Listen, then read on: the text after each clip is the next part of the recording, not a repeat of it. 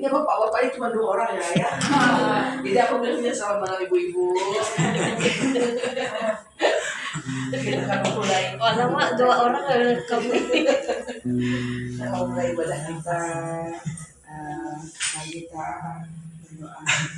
Bapak, kami bersyukur buat malam ini kami bisa berkumpul di rumah kediaman Bapak Agung, Bapak Nani. Hari ini adalah tepat hari ke-40 di mana beliau pulang ke rumah Bapak, dan pada saat itu kami datang untuk berjalan untuk menghibur keluarga di rumah ini. Dalam kenyataanmu Bapak melimpah atas kami, kami sejahtera sudah kita melimpah atas kami. Kami mulai ibadah ini dari awal sampai akhirnya di dalam nama Yesus. Kami bersyukur, haleluya. Amin. Ya,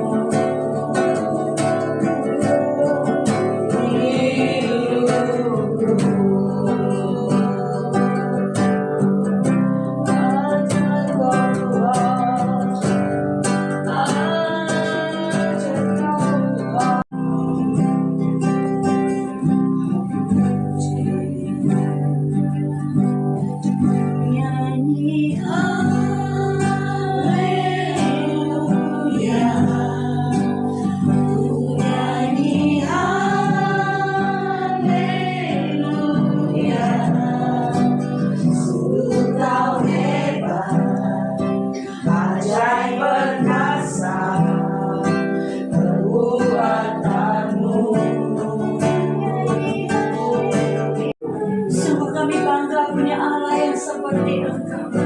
Engkau Allah yang dahsyat, Engkau Allah yang luar biasa, Engkau Allah yang membuat keajaiban-keajaiban dalam hidup kami. Sungguh Tuhan, kami bersyukur, kami bangga punya Allah yang seperti Engkau. Terima kasih, terima kasih, terima kasih Yesus. Sungguh kami bangga punya Allah yang seperti Engkau. Jiwa kami bersuka karena-Mu Tuhan. Sungguh Tuhan, kami ada sebagaimana kami ada hari ini. Kami percaya bahwa semua itu ada keajaiban-Mu. Karena itu Tuhan, ketika kami ada di tengah-tengah keluarga Pak Dami, kami juga percaya bahwa semua itu adalah anugerah Tuhan. Itu adalah pemberian Tuhan sehingga kami boleh bersama-sama keluarga di tempat ini untuk memperingati ke-40 hari orang tua kami kembali ke rumah Bapa. Karena kami tahu Tuhan tidak ada seorang pun yang sanggup menghiburkan keluarga selain daripada Roh Kudus. Karena Roh itu yang diberikan oleh Tuhan Yesus sebelum Dia naik ke surga sebagai seorang penolong, sebagai seorang penghibur. Karena itu Tuhan, ketika kami ada di tempat ini, kami percaya Roh-Mu sudah ada di tengah-tengah keluarga ini, menghiburkan mereka, menguatkan mereka. Bapa, kami serahkan seluruh ibadah kami malam hari ini ke dalam tangan kasih-Mu.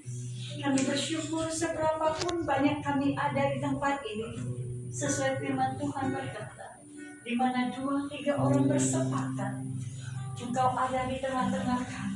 Dan jika Tuhan sudah ada di tengah-tengah kami, maka keajaiban-keajaiban pasti terjadi atas hidup kami. Terima kasih Bapa, segala pujian, segala hormat, segala kemuliaan kami kembalikan hanya di dalam satu nama, yaitu Yesus Kristus Tuhan kami yang hidup.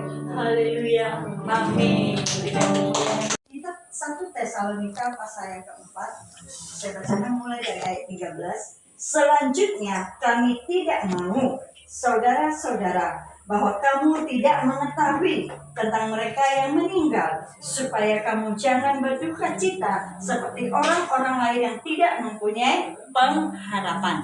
Jadi diingatkan oleh Rasul Paulus kepada kita melalui jemaat di Tesalonika untuk kita ketahui sebagai orang yang mengaku kita punya iman kepada Kristus.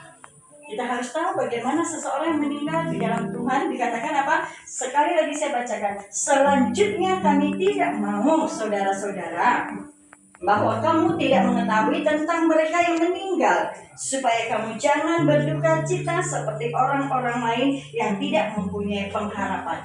Jadi yang perlu kita ketahui, ya, saya selalu katakan orang yang meninggal di dalam kitab Wahyu katakan sudah berbahagia. Ya, selalu saya katakan orang yang sudah meninggalnya dalam Tuhan, dia sudah berbahagia. Nah, sekarang bagaimana dengan kita yang hidup? Nah, kita tetap harus mengetahui bagaimana seseorang meninggal dalam Tuhan. Bacakan lagi. Karena jika kita percaya bahwa Yesus telah mati dan telah bangkit, maka kita percaya juga bahwa mereka yang telah meninggal dalam Yesus akan dikumpulkan Allah bersama-sama dengan Dia. Jadi yang poin pertama sebagai orang yang masih hidup, yang memiliki iman percaya kepada Kristus, mengetahui tentang keberadaan orang yang sudah meninggal dalam Tuhan. Ya, dikatakan orang yang meninggal di dalam Tuhan, dia akan dikumpulkan bersama-sama dengan Tuhan Yesus. Ya, bukan kata saya itu ya, kata firman Tuhan. Lanjut.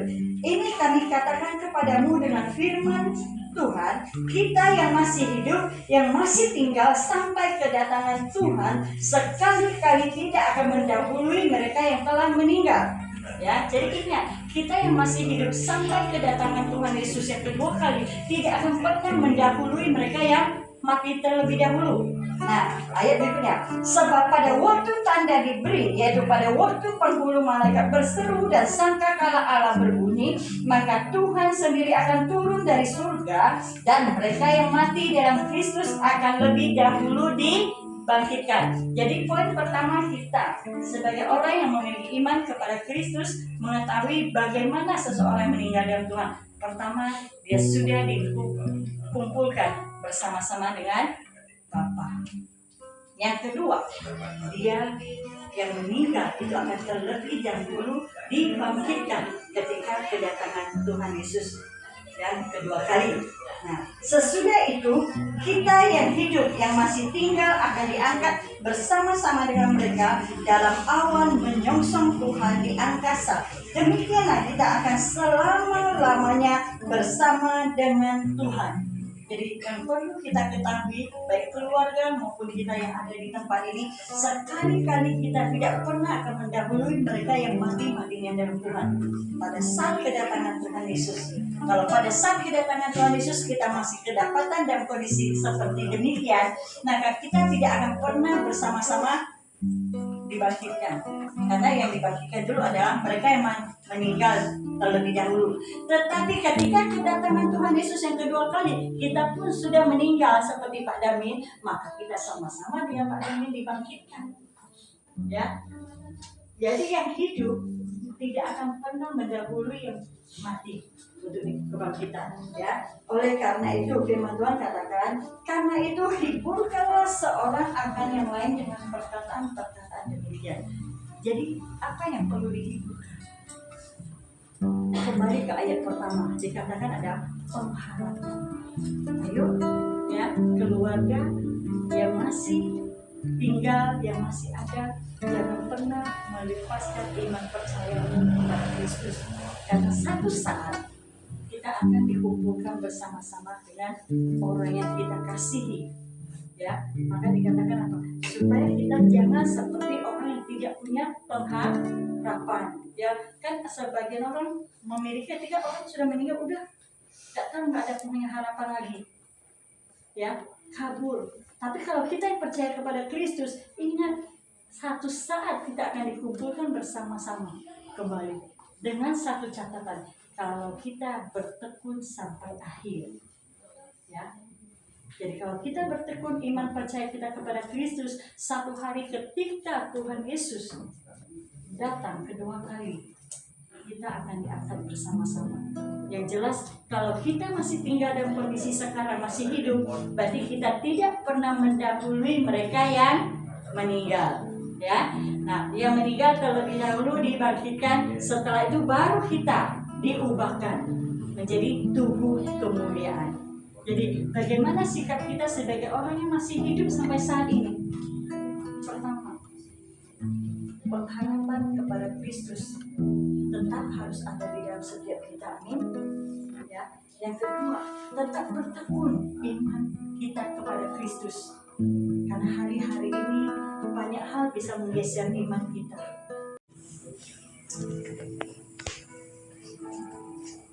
Bapak, kami datang ke hadapan-Mu malam hari ini. Firman Tuhan sudah selesai hamba sampaikan. Dan firman Tuhan mengajarkan kami, memberitahukan kepada kami, supaya sebagai orang yang percaya kepada Kristus, mengetahui bagaimana keadaan orang yang meninggal di dalam Tuhan. Dan saat ini Tuhan, setiap kali yang masih hidup, kami percaya, kami memiliki pengharapan di dalam Tuhan. Karena mereka yang sudah meninggal di dalam Tuhan, mereka sudah dikumpulkan bersama dengan Tuhan. Dan kami percaya Tuhan sesuai iman percaya kami, bahwa orang yang terlebih dahulu meninggal ketika kedatangan Tuhan Yesus yang kedua, mereka akan terlebih dahulu dibangkitkan. Sesudah itu baru kami, maka semuanya akan dikumpulkan bersama-sama dengan Tuhan. Karena itu Tuhan, biarlah Roh-Mu menghiburkan setiap kami, khususnya buat anak-anak, buat cucu menantu yang ditinggalkan oleh Pak Damin. Kami percaya Tuhan, Roh itu yang menghiburkan mereka, menguatkan mereka, dan senantiasa menolong mereka sampai kepada titik akhir, di mana setiap kami akan kembali kepada Tuhan. Dan kami terdapat tetap memiliki iman percaya kepada Engkau.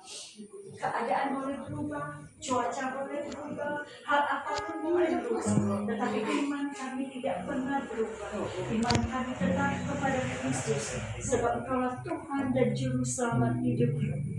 Terima kasih Tuhan buat malam hari ini. Terima kasih buat kebenaran firman-Mu. Terima kasih buat kehadiran-Mu di tengah-tengah kami. Engkau sendiri yang berfirman, Engkau sendiri yang memberkati kami. Kami serahkan sepenuhnya ke dalam tangan kasih-Mu. Di dalam nama Tuhan Yesus kami berdoa dan mengucap syukur. Amin. Tuhan Yesus. Satu dampak. Tuhan, terima kasih Tuhan, kami telah menyelesaikan penghiburan 40 hari padamu Tuhan. Sebentar lagi kami akan pulang Tuhan, berkati kami perjalanan pulang. Dan berkati berkat yang diberikan Tuhan. Hanya di dalam nama Tuhan Yesus kami berdoa dan mengucap syukur. Haleluya. Amin.